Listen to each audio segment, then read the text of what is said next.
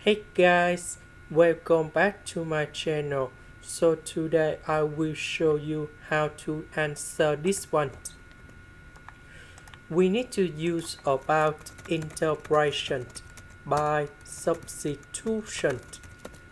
So I will put about s minus number 3 equals to u. Later that because we have s, so I will put negative number 3 go to the right.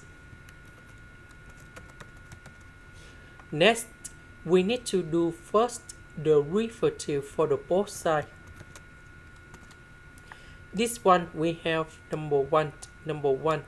This one that is about the constant, so you got number 0.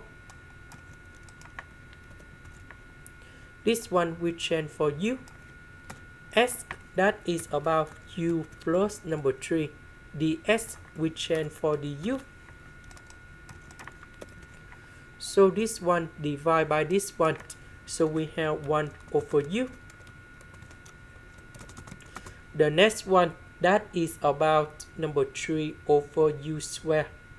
And now we have the final answer.